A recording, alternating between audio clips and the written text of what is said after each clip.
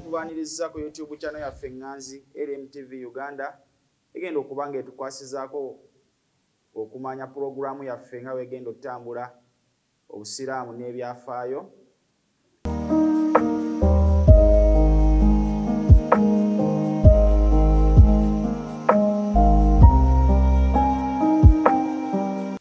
Alhamdulillahi alladhi nashara biqudratihi albashar wa sarrafa bihikmatihi wa qaddar ابتعث محمدا إلى كافة البغي والحضر فأحل وحرم وأباح وحضر وابتلاه ربه في بداية النبوة بمدارات من كفر ودخل دار الأرقم فاستفى واستتر إلى أن أعز الله الإسلام بأبي بكر وعمر.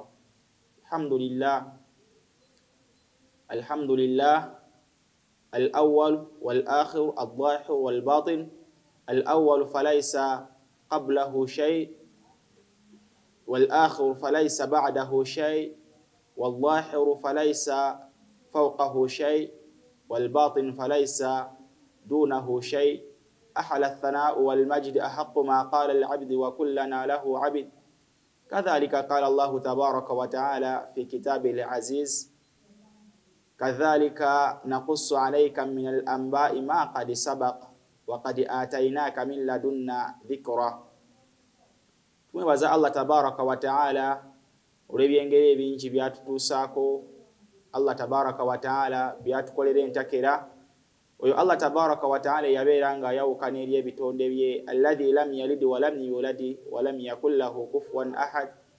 Tazaala, teyazaalibwa ate ng'era tewaliwo kimwefaanaanyiriza. Al-awwalu falaysa qablahu shay, eyaliwo mu kutonda ensi eno olubereberye ng'atonda ensi eno nga tewaliwo kitonde kyonna kyaliwo. Wal akhiru falaysa ba'dahu shay, era yagenda okubeerawo oluvannyuma lw'okujjawo ebitonde ku duniya. Kitegeeza olunaku nga lutuuse olw'enkomerero. Tumwebaza ebyengeri ebingi byatutuusaako entakera, naddala okusinziira ekyengeri eky'obulamu kyatugabirira bulijjo. Abaddu kye basiba babeera nga mwana wattu bakizannyiramu. Oyo Allah tabaraka wa ta'ala abeera nga atutonda, yabeera nga atutonda nga atujja mu ttaka. Allah tabaraka wa ta'ala yabeera nga atonda kitaffe Adam alayhi salatu wassalam nga watugamba mu Qur'an, agamba nti ya ayyuhan nasu ttaqu rabbakum alladhi khalaqakum min nafsin wahida wa khalaqa minha zawjaha wa batha minhuma rijalan kathiran wa nisaa wattaqullaha alladhi tasaaluna bihi wal arham.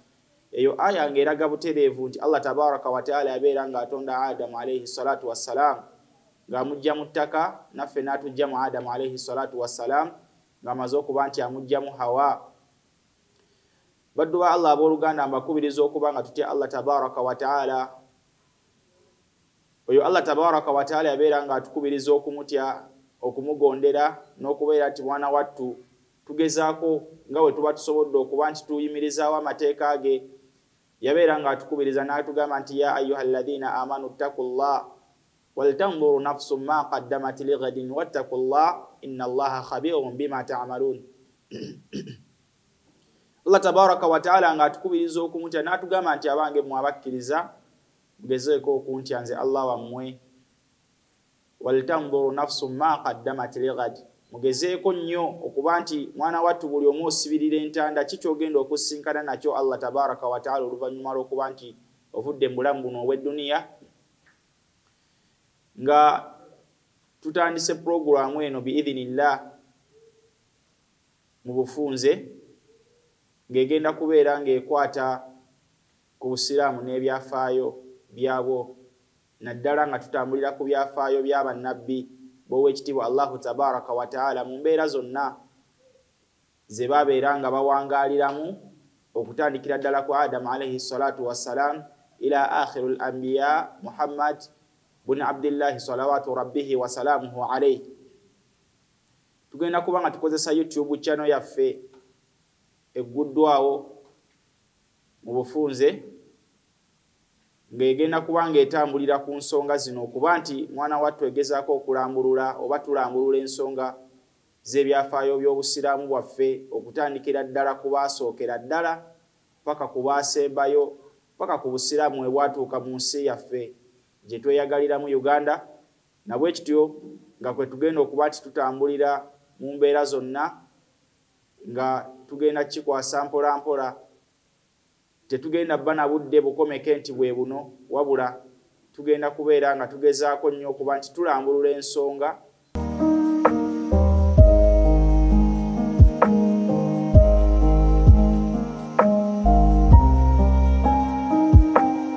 tugenda tutandika n'episode yaffe esookera ddala ng'egenda kuba ekwataganibwa ku ki ekyasooka okutondebwa n'obwomu bw'Oweekitiibwa Allahu tabaraka wa taala. Allah tabaraka wa taala atugamba mu Qur'an mu surati al-Ikhlas tugamba nti qul huwa Allahu ahad Allahu samad lam yalid wa lam yulad wa lam yakul lahu kufuwan ahad. Wakitiibwa Allah atugamba nti qul bagambo wange gwe Muhammadi qul huwa Allahu ahad. Wakitiibwa Allahu tabaraka wa taala ali omu talina kimwefaanaanyiriza teyazaala tazaalibwa era talinayo kyonna kyonna kimwefaanaanyiriza. Nabwe kityo Allah tabaraka wa taala kyava atugamba mu Qur'an mu surati Taha ng'akubiriza omubaka Muhammadin sallallahu alayhi wa sallama aya ey'ekyenda n'amugamba nti wakadhalika naqussu alayka min al-anba'i ma qad sabaq wa qad ataynaka min ladunna dhikra. Allah amukubiriza n'amugamba nti wange gwe Muhammad wakadhalika naqussu alayka min al-anba'i ma qad sabaq nabwe gutyo ngenda kuba nti nkunyumiza ku ebyo ebyakulembera nga gwe tonnajja ebyakusookawo ngenda kuba nga nkuteerako sitole y'ebyo ebyakusookawo nga gwe tonnaba kubeera nti ojja mu bulamu buno obw'edduniya maqad ataynaka min ladunna dhikra. Allah n'amugamba nti munnange byonna ngenda kubeera nti mbikunyumiza. Kyova olaba Oweekitiibwa Allahu tabaraka wa taala yabeera nga mu mbeera zonna akubiriza nnyo okutulaga nti ensi eno yagitandikawo nga watugamba mu Qur'an n'agamba nti wa khalaqa al-arda was-samawati wa khalaqa as-samawati wal-arda fi 6 ayyam. Allah yabeera nga atonda edduniya eno yatonda ensi eno n'eggulu n'abeera nga abitonda mu nnaku 6 zokka wa kaana arushuhu ala al-ma naye nga ate arushi ye yabeera nga eri ku mazzi. Kiba kitegeeza abamanyi baayawukanamu mu nsonga ezo wammanga. Abamu baayawukana nti al-qalamu ye yasooka okubeera nti etondebwa abalala ne bagamba nti ate mwana wattu arushi y'Oweekitiibwa Allahu tabaraka wa taala ye yabeera nga ye yasooka okutondebwa nga tewaliwo kirala kyonna kitondeddwa. Naye abamanyi abamu abaayawukana ku nsonga eyo okuli al-Imam Ibn Jarir al-Tabari ne Imam al-Jawzi rahimahumallah. Imam al-Jawzi ne Ibn Jarir al-Tabari babeera nga boogera mu bitabo byabwe. Imam Ibn Jarir al-Tabari yayogera mu kitabo kye kiyitibwa Tarikh al-Tabari omujalladi ogusookera ddala nno ddala mwana wattu ku peegi eya 34 n'abeera nga agamba nti khalaqa al-qalam qabla hadhihi al-ashya'a kullaha. Era ne Imam al-Jawzi Ibn al-Jawzi naye yabeera nga ayogera nti Allahu tabaraka wa taala yabeera nga yasooka tonda kalamu nga tewali kitonde kyonna kirala kyonna kyatondeddwa. Wa hadha huwa al-ikhtiyar Ibn Jarir wa Ibn al-Jawzi. Eyo nga mwana wattu y'ensonga oba y'entegera ya Imam Ibn Jarir al-Tabari ne Ibn al-Jawzi bye babeera nga mwana wattu bo kye beesembako. Era mu kitabo ekiyitibwa at-Tarikh al-Tabari yabeera nga Imam al-Tabari ensonga eyo yabeera nga agikubiriza ddala nga mu hadithi ya Imam Tirmidhi wabeera nga atukubiriza mu hadithi ya Ubada ibn Samit rahimahullahu ta'ala radiyallahu anhu wa arda yagamba nti qala rasulu sallallahu alayhi wa sallama inna awwalu ma khalaqa Allahu al-qalam thumma qala lahu.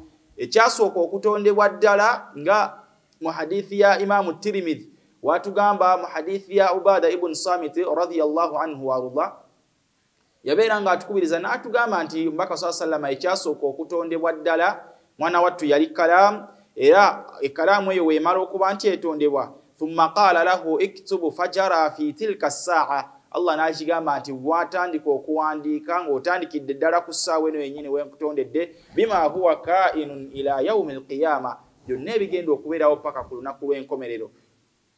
Hadithi eyo ne babeera nti bagyesembesa ku nsonga yaabwe okugamba nti al-qalam huwa awwal makhluqu kyekyasooka okutondebwa mu bitonde by'Oweekitiibwa Allahu tabaraka wa taala. Mwana wattu nga bo y'ensonga bo gye baawa nti kyekitonde ekyasooka okuba nti kitondebwa.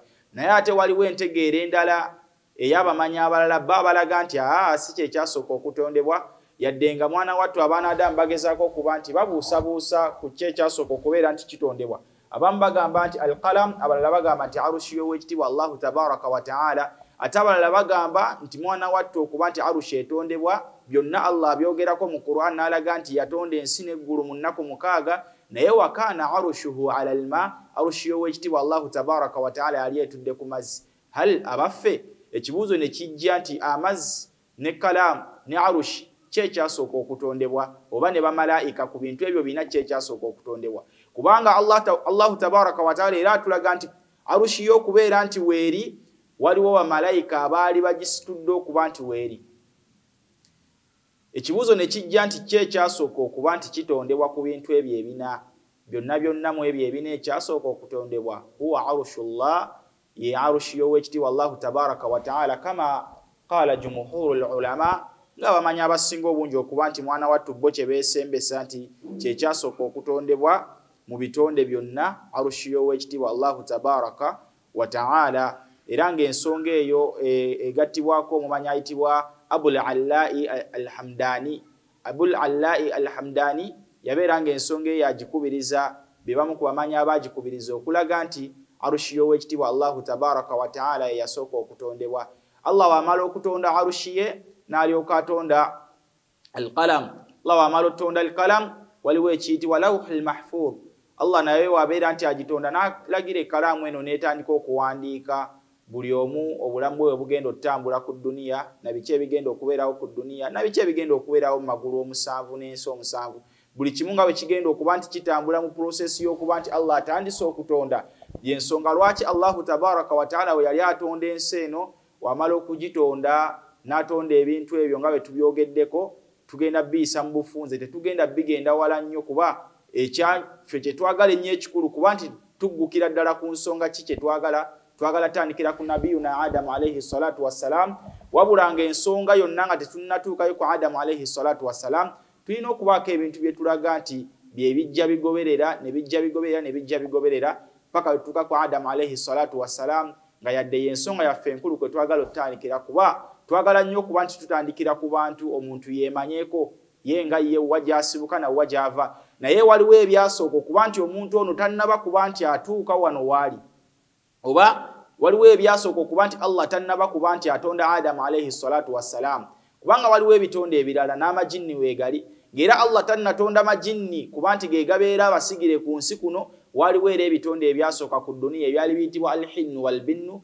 mwana wattu nga nabyo byaliwo ku dduniya, naye oluvannyuma lw'okwonoona kwabyo Allah n'alyoka asikiza amajinni. Allah wamala okusikiza amajinni nago ne goonoona ekitenkanika.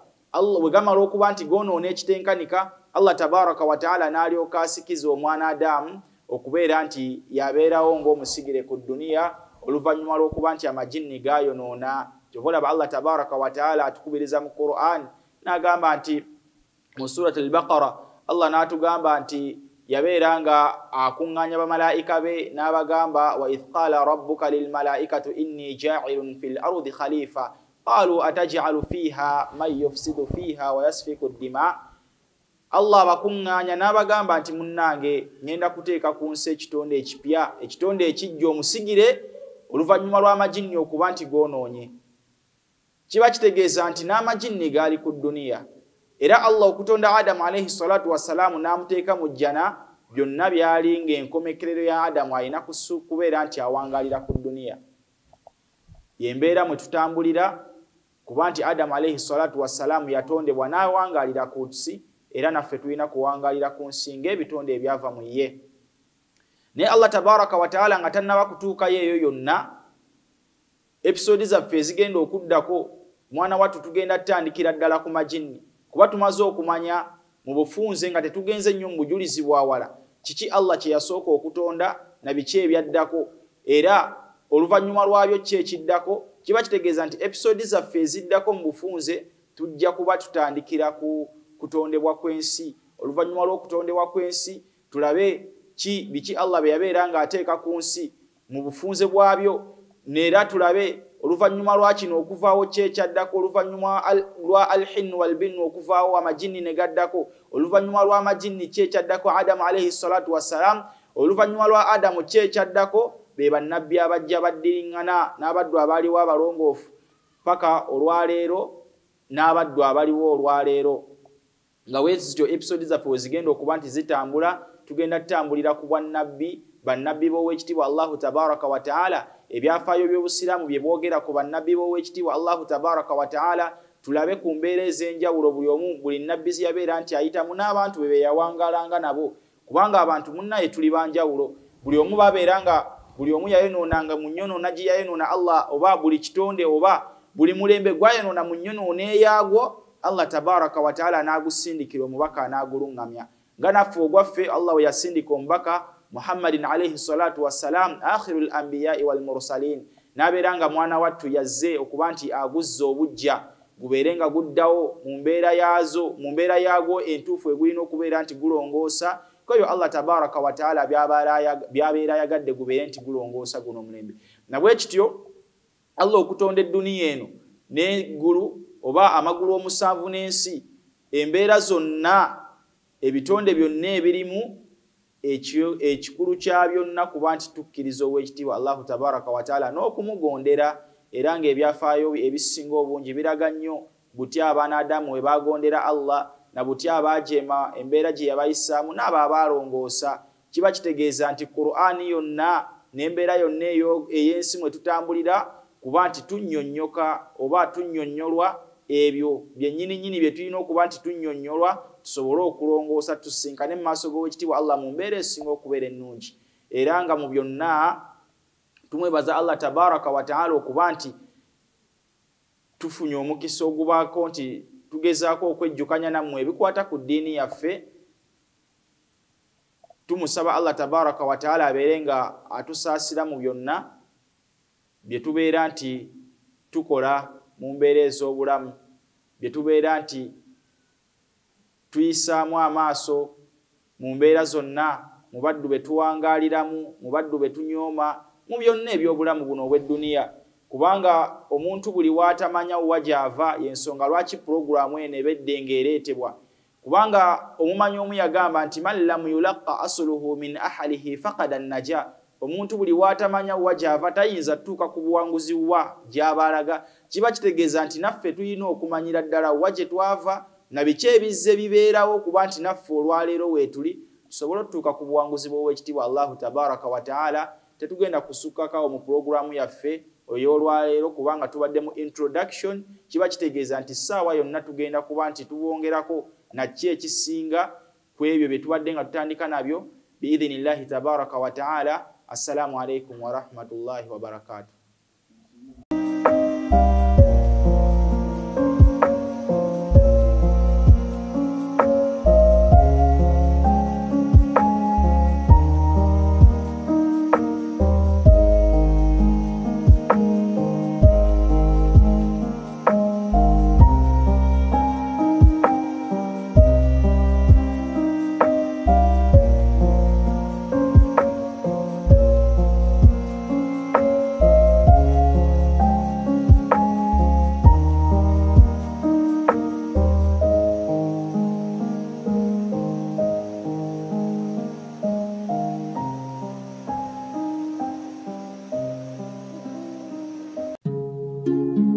Oyagala omukolo gw'enjawulo gubeere n'ebijjukize mu nnyumba yo kankwanjulire ba King Montage Photo Studio ffe bakafuluma okukuba ebifaananyi n'okukola vidiyo olina wedding birthday party kukyala nika baby shower photoshoot oba music shoot na buli kimu kyonna ky'oyagala ffe tusobola okuwa ebijjukize ebirungi eri ebirooto byo ate nno mwana wattu kusintiiza omuntu wa bulijjo tusangibwa Nankulabe ku bitaala ku Prime Tower level 3 room D04 okumanya ebisingawo tukubire ku namba zino noti 7 noti 2 emu noti 4 emu 25 oba noti 755 7 7 oba noti 777 noti 23 4 noti 5 King Montage Photo Studio ffe tusobola okuwa ebijjukize ebirungi ate nno mwana wattu kusintiiza omuntu wa bulijjo.